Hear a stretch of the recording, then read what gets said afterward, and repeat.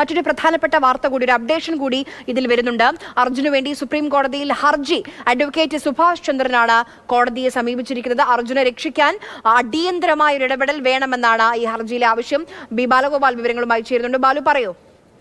ആര്യ, ഈ അർജുനെ കണ്ടെത്തുന്നതിന് വേണ്ടിയുള്ള രക്ഷാപ്രവർത്തനം ഊർജിതമായി നടത്താൻ നിർദ്ദേശിക്കണമെന്ന് ആവശ്യപ്പെട്ടുകൊണ്ടാണ് അഭിഭാഷകൻ സുഭാഷ് ചന്ദ്രൻ ഇപ്പോൾ സുപ്രീം കോടതിയിൽ റിട്ട് ഹർജി ഫയൽ ചെയ്തിരിക്കുന്നത്. ഇതിൽ പ്രധാനമായും ആവശ്യപ്പെട്ടിരിക്കുന്നത് ഈ ഇന്ത്യൻ സൈന്യത്തിന്, കരസേനയ്ക്ക് ഈ രക്ഷാദൗത്യം കൈമാറണം എന്ന നിർദ്ദേശം നൽകണമെന്നാണ് ആവശ്യപ്പെട്ടിരിക്കുന്നത്. അതുപോലെ തന്നെ ഈ റൗണ്ട് ദ ക്ലോക്ക്, അതായത് 24 മണിക്കൂറും ഈ രക്ഷാപ്രവർത്തനം നടത്തുന്നതിനുള്ള നിർദ്ദേശം നൽകണമെന്ന് ഈ ഹർജിയിൽ ആവശ്യപ്പെടുകയും ചെയ്തിട്ടുണ്ട്. ഇതിൽ പ്രധാനമായും ആരോപിച്ചിരിക്കുന്നത് കർണാടക സർക്കാർ ഈ മണ്ണ് നീക്കുന്നതുമായി ബന്ധപ്പെട്ട് നടത്തിയിരിക്കുന്ന നടപടികൾ, അത് അവിടുത്തെ ഗതാഗതം പുനഃസ്ഥാപിക്കുന്നതിന് വേണ്ടി അത് ലക്ഷ്യമിട്ടുകൊണ്ടായിരുന്നു ഇത് നടത്തിയിരുന്നത്. അതായത് മണ്ണ് മറ്റും നീക്കിയതിനു ശേഷം അവിടെ ഗതാഗതം പുനഃസ്ഥാപിക്കുന്നതിനുള്ള നടപടികൾക്കാണ് കർണാടക സർക്കാർ കൂടുതൽ ശ്രദ്ധ കേന്ദ്രീകരിച്ചിരുന്നത്. അതുകൊണ്ട് തന്നെ ഈ അർജുനെ കണ്ടെത്തുന്നതിനും അദ്ദേഹത്തിന്റെ ജീവൻ രക്ഷിക്കുന്നതിനും ആയുള്ള രക്ഷാപ്രവർത്തനം മന്ദഗതിയിലായിരുന്നു നടന്നിരുന്നത് എന്നാണ് ഹർജിയിൽ ചൂണ്ടിക്കാണിക്കുന്നത്. ഈ സാഹചര്യത്തിലാണ് രക്ഷാപ്രവർത്തനത്തിന്റെ ദൗത്യം ഈ കരസേനയ്ക്ക് ഏൽപ്പിക്കണമെന്ന് ആവശ്യപ്പെട്ടിരിക്കുന്നത്.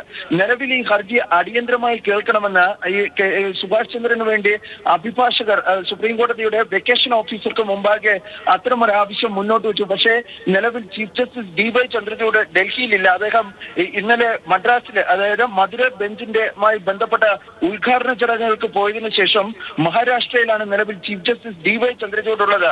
രണ്ടാമത്തെ സീനിയർ ജഡ്ജിയായ ജസ്റ്റിസ് സഞ്ജീവ് ഖന്നയ്ക്ക് മുന്നാകെ ഈ വിഷയം ശ്രദ്ധയിൽപ്പെടുത്തുവാനാണ് ഇപ്പോൾ വെക്കേഷൻ ഓഫീസർ ഈ ഹർജിക്കാരോട് ആവശ്യപ്പെട്ടിരിക്കുന്നത്. അതനുസരിച്ച് ഞാൻ ബാലുവിലേക്ക് ഒന്ന് മടങ്ങി വരാം. ബാലു, ദയവായി ടെലിഫോൺ ലൈനിൽ തുടരണം.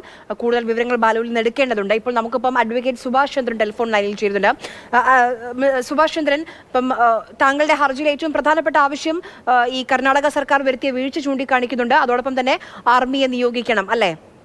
തീർച്ചയായും. ഇത് കഴിഞ്ഞ 6 ദിവസമായി ഒരു മനുഷ്യജീവൻ, ഒന്നോ അതിലധികമോ, നമുക്കറിയാവുന്ന ഒരു അർജുനുണ്ട്, മറ്റ് വാഹനങ്ങൾ അതിനകത്ത് കുടുങ്ങിക്കിടക്കുന്നുണ്ട് എന്ന് പറയുന്നുണ്ട്.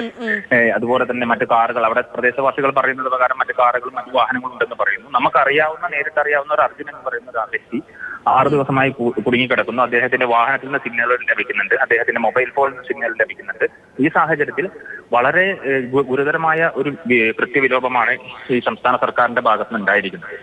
അപ്പൊ അതുകൊണ്ട് തന്നെ ഒരു ജീവൻ രക്ഷിക്കാൻ വേണ്ടിയുള്ള അടിയന്തരമായ ഇടപെടൽ, അതിനാവശ്യമായ നിർദ്ദേശങ്ങൾ കേന്ദ്ര സർക്കാരിനും അതോടൊപ്പം തന്നെ സംസ്ഥാന സർക്കാരിനും നൽകണമെന്നാണ് നമ്മൾ പ്രധാനമായും ആവശ്യപ്പെടുന്നത്. അതിന് ഈ ആർമിയുടെ ഉൾപ്പെടെ, ഇന്ത്യൻ ആംഡ് ഫോഴ്സിന്റെ ഉൾപ്പെടെയുള്ള സഹായം തേടണമെന്ന് നമ്മൾ ആവശ്യപ്പെട്ടിട്ടുണ്ട്. അത് ഈ കരസേന മാത്രമല്ല, നാവികസേന ഉൾപ്പെടെയുള്ള NDRF ഉൾപ്പെടെയുള്ള ഏത് സേനാ വിഭാഗത്തിന്റെയും അത്തരത്തിലുള്ള സേവനം ഉറപ്പുവരുത്തിക്കൊണ്ട് അടിയന്തരമായി, അതായത് റൗണ്ട് ദ ക്ലോക്ക് എന്നാണ് നമ്മൾ പറഞ്ഞിരിക്കുന്നത്. ഇപ്പൊ പലപ്പോഴും നമ്മൾ കണ്ടത് വൈകുന്നേരം 8 മണിയാകുമ്പോൾ ഈ രക്ഷാപ്രവർത്തനങ്ങൾ അവസാനിപ്പിച്ചു പോകുന്ന ഒരു സാഹചര്യമാണുള്ളത്. അങ്ങനെ ഒരു രക്ഷാപ്രവർത്തനം എന്ന് പറയുന്നത് നമ്മൾ ജോലി സമയം പോലെ 10 മണി തൊട്ട് 5 മണി വരെയെന്നോ അല്ലെങ്കിൽ 8 മണി വരെയെന്നോ ആക്കാൻ പറ്റുന്നതല്ല. അതുകൊണ്ട് തന്നെ ആർമിയെ ഏൽപ്പിച്ചുകൊണ്ട് റൗണ്ട് ദ ക്ലോക്ക് എന്ന രീതിയിൽ രാവും പകലുമില്ലാതെ ഈ രക്ഷാപ്രവർത്തനം നടത്തി ഇവരെ രക്ഷപ്പെടുത്തണമെന്നുള്ളതാണ് നമ്മൾ ആവശ്യപ്പെട്ടുള്ളത്. ഒരു കാര്യം കൂടി ചോദിച്ചോട്ടെ, ഇപ്പോൾ ചീഫ് ജസ്റ്റിസ് അവിടെ ഇല്ല, DY ചന്ദ്രചൂഡ് മദ്രാസിൽ ഉദ്ഘാടനവുമായി ബന്ധപ്പെട്ട് പോയിരിക്കുകയാണ്. അപ്പം നിങ്ങൾക്ക് മുമ്പിൽ മറ്റൊരു ഓപ്ഷൻ തന്നിട്ടുണ്ട്, സഞ്ജീവ് ഖന്നയുടെ ബെഞ്ചിന് മുമ്പിൽ. അത് പരിഗണിക്കുന്നുണ്ടോ?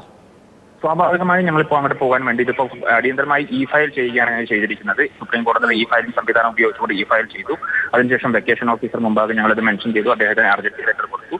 ഇപ്പോൾ അദ്ദേഹമാണ് പറഞ്ഞത് നിലവിൽ ചീഫ് ജസ്റ്റിസ് ഇല്ലാത്തതുകൊണ്ട് നിലവിലെ സീനിയർ മോസ്റ്റ് ജഡ്ജായ സഞ്ജീവ് ഖന്നയാണുള്ളത് എന്ന് പറഞ്ഞത്. അദ്ദേഹത്തിന്റെ വീട്ടിലേക്ക് ഞങ്ങൾ ഈ അഭിഭാഷകരടങ്ങുന്ന സംഘം ഇപ്പോൾ അദ്ദേഹത്തെ കണ്ട് ഈ കാര്യം മെൻഷൻ ചെയ്യാൻ വേണ്ടി തിരിക്കുകയാണ്. ശരി, വളരെയധികം നന്ദി ശ്രീ സുഭാഷ് ചന്ദ്രൻ സംസാരിച്ചതിന്. അദ്ദേഹം ഇപ്പോൾ സുപ്രീം കോടതിയെ സമീപിച്ചിരിക്കുകയാണ്. അദ്ദേഹത്തിന്റെ ഹർജിയിലെ ഏറ്റവും പ്രധാനപ്പെട്ട ആവശ്യമെന്ന് പറയുന്നത് കർണാടക സർക്കാരിന്റെ ഇത് 6ാം ദിവസമാണ്. അപ്പോൾ ഗുരുതരമായ ഒരു വീഴ്ചയുണ്ടായി. ദേശീയപാതയിലെ മണ്ണ് മാറ്റി ഗതാഗതം സുഗമമാക്കാനുള്ള ശ്രമങ്ങളാണ് ആദ്യം കർണാടക സർക്കാർ നടത്തിയത്. അല്ലാതെ ആ മണ്ണിനടിയിൽ കുടുങ്ങിക്കിടക്കുന്ന മനുഷ്യജീവനുകളെ കണ്ടെത്താനുള്ള ഒരു ശ്രമം കർണാടക സർക്കാരിന്റെ ഭാഗത്തു നിന്ന് ആദ്യം ഉണ്ടായില്ല. അതിപ്പോൾ അർജുന്റെ വിഷയം മാത്രമല്ല, അദ്ദേഹം പറഞ്ഞതുപോലെ മറ്റ് ആളുകളും കുടുങ്ങിക്കിടക്കുന്നുണ്ട്. അവർക്ക് വേണ്ടിയുള്ള തെരച്ചിലിന് പകരം ഗതാഗതം സ്മൂത്ത് ആക്കാനുള്ള ഒരു ശ്രമമാണ് കർണാടക സർക്കാരിന്റെ ഭാഗത്തു നിന്നുണ്ടായത്. അതുകൊണ്ട് ഏത് സംവിധാനമാണ് അതിപ്പോൾ ആർമി ആണെങ്കിൽ ആർമി, നേവി ആണെങ്കിൽ നേവി, എല്ലാ സംവിധാനവും ഉപയോഗിച്ച് അർജുനെ കണ്ടെത്താൻ ശ്രമിക്കണം എന്നുള്ളതാണ് അവരുടെ ഹർജിയിലെ ഏറ്റവും പ്രധാനപ്പെട്ട ആവശ്യമെന്ന് പറയുന്നത്.